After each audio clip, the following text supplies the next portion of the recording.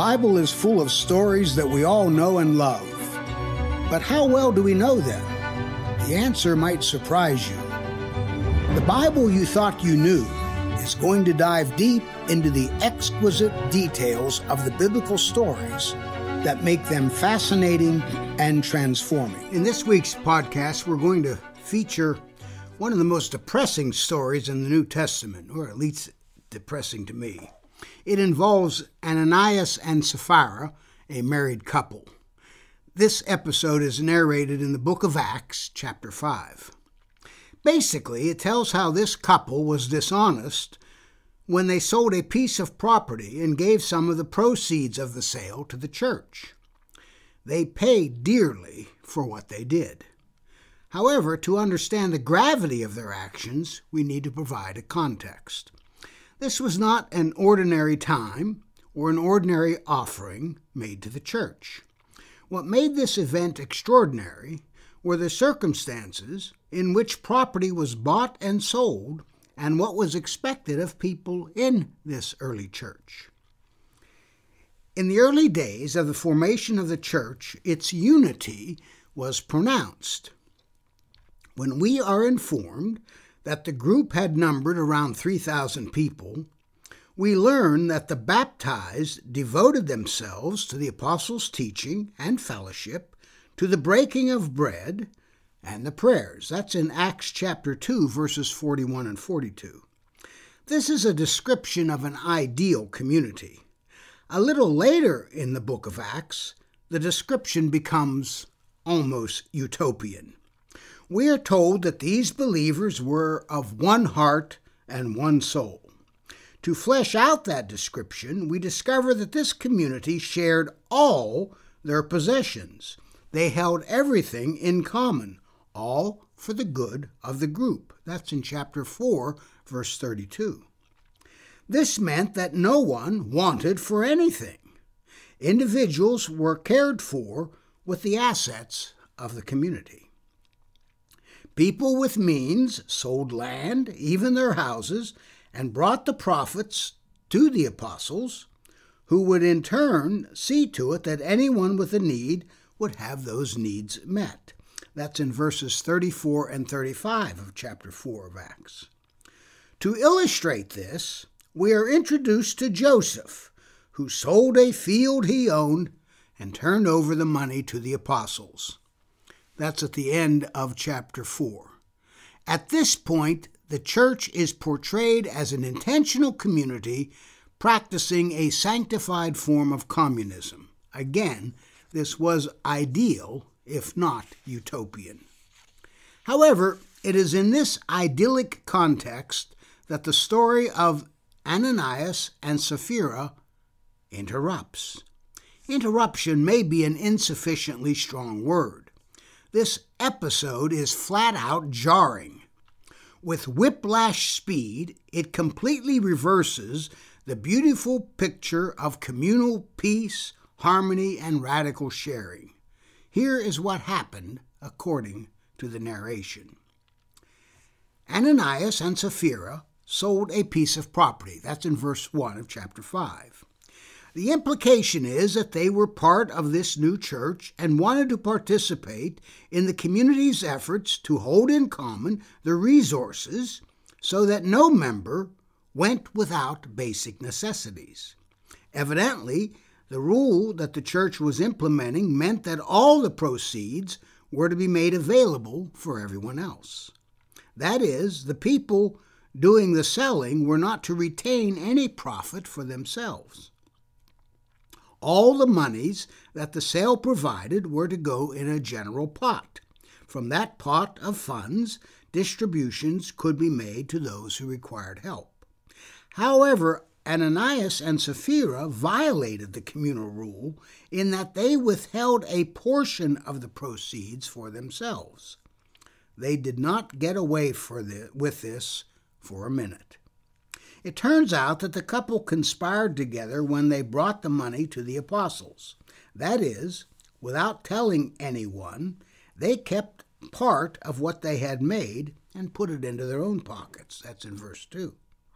Almost immediately, As though he were clairvoyant or had divine help, Peter knew right away that this couple was hiding something. Peter even accused Ananias, who was the one who brought the proceeds to the apostles, of having submitted to satanic power and therefore having lied to the Holy Spirit. That's in verse 3. The narrator provides no clues as to how Peter ascertained this. Peter's lecture to Ananias is instructive. It details what was involved in transactions like this. Peter suggested that Ananias and Sapphira were not required to sell the property in the first place. Had they not sold it, it would have remained in their possession. However, once they agreed to sell the property and therefore participate in the church's radical sharing protocol, they were required to be honest in revealing the details of the sale. Apparently, the lie told by Ananias in this instance was that he had sold the property for a given price. All the couple had to do was to be honest. Since he had lied about the price, making it seem that the couple was giving all the proceeds to the church, he had sinned grievously. Peter makes clear in his denunciation that Ananias has lied primarily to God, not to other members of the church. That's in verse 4. Upon hearing Peter's rebuke, Ananias dropped dead on the spot. Curiously, this matter-of-fact description tells us nothing about why he died. We are not told that God struck him. We are not told that he had a heart attack. We are not told that he died from his humiliation or fear. He simply died. Naturally, once people had heard about this stunning development, fear gripped the community. That's verse 5. I admit that I have sometimes joked about this incident being potentially used by pastors who are trying to induce parishioners to pledge for the annual budget in the local church. But this was no joking matter. The next thing we know is that Ananias is wrapped up, carried away, and buried. That's in verse 6. This is a somber story. It gets worse. About 3 hours later, Sapphira comes to the apostles. She knew nothing about what had transpired or what the fate of her husband had been. She did not even realize that her husband was dead. That's in verse 7. Peter initiated a conversation by asking the woman what the price was for the recently sold property. That's in verse 8. Peter tricked her by inquiring whether she had sold the property for the price Ananias had previously mentioned. Clearly, she and her husband had agreed previously to stick with their story. So she confirmed to Peter the price that they agreed to. At this point, Peter does not hesitate to condemn her as he had condemned her husband. Noting her prior agreement with her husband to lie about the sale price, Peter said this was an effort to tempt the Spirit of the Lord. That's in verse 9. From Peter's perspective, the couple was on dangerous ground. He told Sapphira to listen to the footsteps that were approaching. This indicated that the same people who had carried Ananias to his grave were about to do the same for Sapphira. When Sapphira heard this, she, like her husband, dropped dead. She was then buried beside her husband. That's in verse 11. Once again, the narrator tells us how afraid the community had become when they heard about this incident. That's in verse 12. What should we make of this distressing story? On the surface, at least, the episode addresses a couple of issues. One is how serious it is to lie to God. Most of us, one supposes, do not lie to God so blatantly. We have learned to be much cleverer in our attempts to fool God, even though intellectually we know that such efforts are futile. If one happens to believe in God, surely it is not a God who can be fooled. Is the story designed to make us reflect on being honest to God, or indeed being honest to ourselves? 2. The story speaks to the issue of being honest about our wealth with our brothers and sisters who are part of our community if we are part of the church.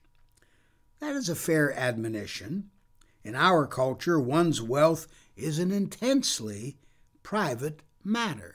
We would say to somebody else, "How much I have is none of your business." How much claim does the church have, however, on one's wealth, if we are an integral part of the community? Indeed, from a Christian perspective, how much wealth may we claim as our own property in the first place?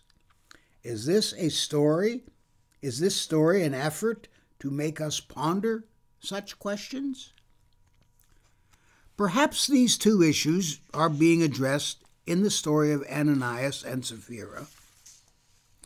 But there may be another feature to which we need to pay attention. When the couple died, in both cases, fear spread throughout the church. That's in verses 5 and 11 of chapter 5. Was this fear related to the couple being punished so severely and so quickly? Given the many sins, even grievous sins, committed by members of the church, is such swift and ultimate judgment warranted in this case? It seems a little extreme to say so. Even if we think of this story as not recording a historical event, but as having a kind of parabolic dimension, we still have to deal with the text itself as part of Scripture.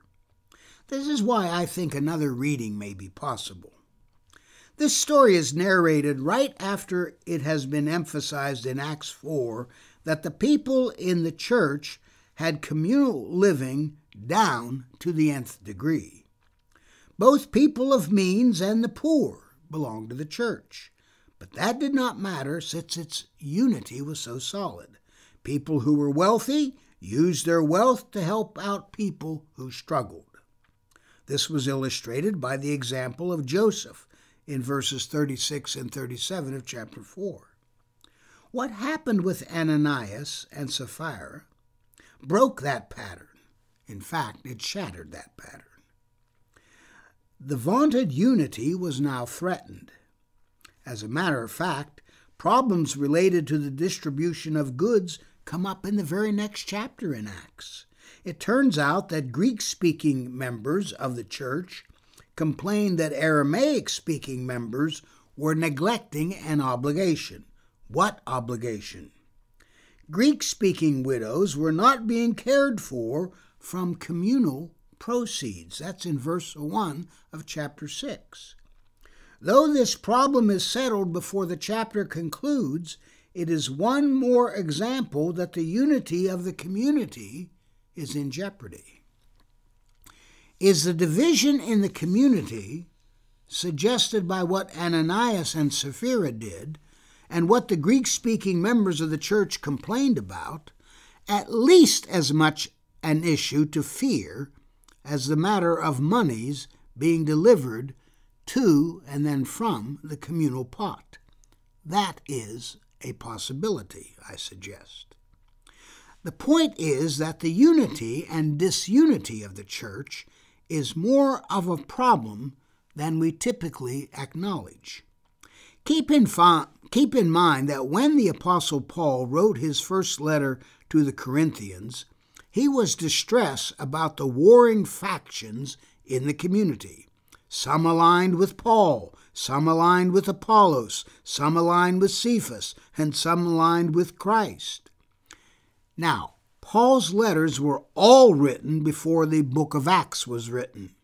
But in the canonical placement, Acts precedes Paul's letters. In other words, the division in the church that Paul laments in 1 Corinthians is described as happening in another form early on in the church's development. Is that why the story in Acts 5 is told in such a stark manner? It is at least worth considering. You know the drill. Please go to my website, faspina.com, and let me know what your email is so I'll have a way to contact you subsequently. Also, if you have a question that you want me to answer in a Q&A session before long, just communicate with me at fspina106@gmail.com. Thank you. I want to thank you so very much for listening to The Bible You Thought You Knew. I have a question for you.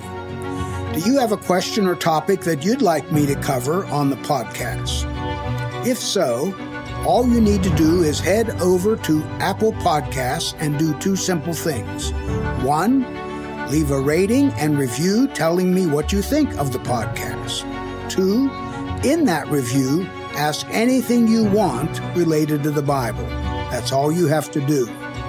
Then, listen in to hear your question answered on a future episode.